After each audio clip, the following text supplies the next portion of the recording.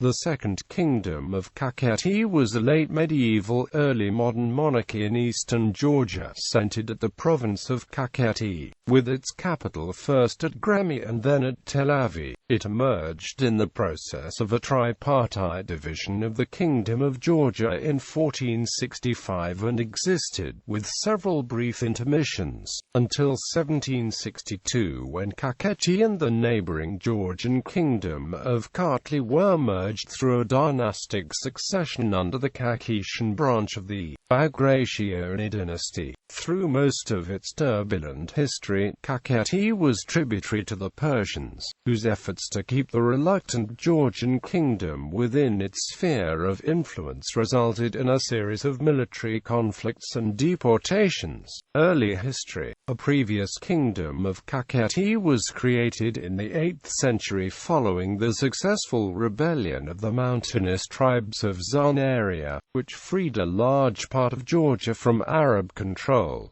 Revival of the kingdom. The re-emergence of the Kingdom of Kakheti was the first step towards the partition of Georgia, which had been embroiled in fratricidal war since the mid-15th century. This took place after the King George VIII, himself a usurper to the throne of Georgia, was captured by his defiant vassal Kartli III, Duke of Samtska, in 1465 and dethroned in favor of Bagrationi. He then set himself up as an independent ruler in his former princely appanage of Kakheti. The easternmost province of Georgia centered on the river valleys of Alazani and Irene, where he remained a sort of anti-king, till his death in 1476.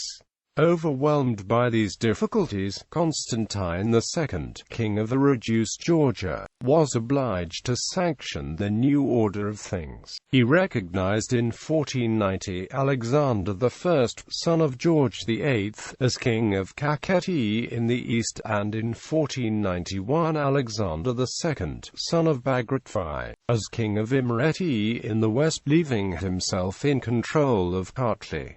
In this way the tripartite division of the Kingdom of Georgia was consummated. Unlike other Georgian polities, Kakheti was spared, for the time being, from major foreign incursions and significant internal unrest. Furthermore, it had the advantage over other parts of Georgia of flanking the important Guilan-Shimega-Astrakhan Silk Route. Quote, "The Kakhetian government sponsored this trade and actively participated in it, closely tying the kingdom to the economic life of eastern Transcaucasia and Iran. The extensively cultivated fertile lands of Kakheti combined with vibrant Jewish, Armenian and Persian colonies in the trading towns of Gremi, Zagami, Karagagi, and Telavi resulted in prosperity not observable in other parts of the fragmented Georgia. This relative stability for a time strengthened the monarch's power and increased the number of his supporters among the nobility. Threatened by the emerging great empires of the East, those of the Ottomans and the Safavids, the kings of Kakheti persuaded a carefully staged politics of balance, and tried to establish an alliance with the co-religionist rulers of Muscovy against the Shamkals of Turkey in the North Caucasus.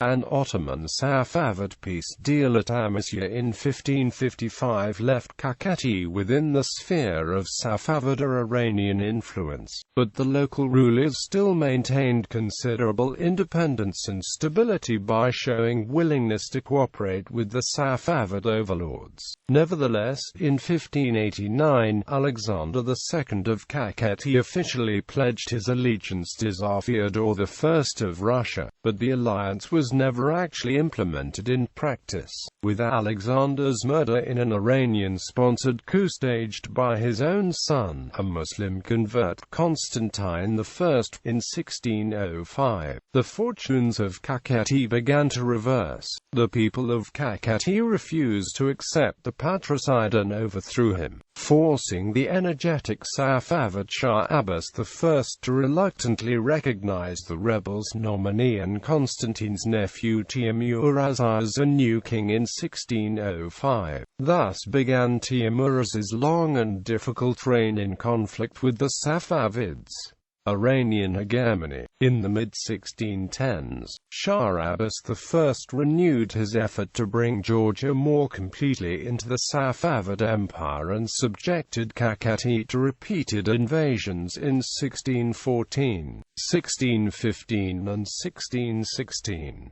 In a series of Georgian insurrections and Iranian reprisals, 60,000 to 70,000 people were killed, and more than 100,000 Kakhetian peasants were forcibly deported into Iran. The population of Kakheti dropped by two-thirds. Once flourishing towns, like Gremi and Zagami, shrank to insignificant villages. Agriculture declined and commerce came to a standstill. By 1648, the indefatigable Teimuraz had finally been ousted from Kakheti. The Safavid government tightened its control of Kakheti, implemented a policy of replacing the native population with nomadic Turkic tribes. At the same time, the Dagestani mountaineers started to attack and colonize the Kakhetian marchlands. In 1659, the Kakhetians staged a mass uprising, massacred the nomads and surrendered the country to Vakhtang V. Shahnawaz, a Muslim Georgian king of Kartli, who managed to obtain the Shah's permission to install his son Arkil as king in Kakheti. For a time, the two kingdoms of eastern Georgia were virtually united under Shahnawaz and his son, and a period of relative peace ensued, making the town of Telavi his capital, in place of Gremi, which was ruined by the Iranian invasions. Arkil set out to implement a program of reconstruction. However, the promising situation was of short duration. Arkil's ascension in Kakheti marked the beginning of a rivalry between the two Bagrationi branches, the Makrani, to which Arkil belonged, and the House of Kakheti, dispossessed of the crown in the person of Teimuraz I. This latter house finally succeeded, at the expense of their apostasy to Islam, in re-establishing themselves in 1703, and ruled, henceforth, at the pleasure of the Safavid suzerains. This proved to be of little benefit, however, and the kingdom continued to be plagued by the incessant Dagestani inroads. From 1724 to 1744, Kakheti was subjected to the successive Ottoman and Iranian occupations. However, the service rendered by the Kakhetian prince Teimuraz II to Nader Shah of Iran in the struggle against the Ottomans resulted in an annulment of heavy tribute paid by Kakheti to the Iranian court in 1743. Teimuraz I's cooperation with Nader enabled him to secure his power in both Kakheti and Kartli, and to gain recognition for himself as king of Kartli and for his son, Arkil II, as king of Kakheti. Both monarchs were crowned in accordance to a Christian tradition in 1745. They exploited the turmoil in Iran that followed Nader's assassination in 1747 and established themselves as virtually independent rulers. The rule helped to stabilize the country, economy began to revive, and the Dagestani attacks were reduced but not eliminated. When Teimuraz died on January 8, 1762, Arkil succeeded him, thus uniting eastern Georgia as a single state for the first time in nearly 3 centuries, in the form of the Kingdom of Kartli Kakheti.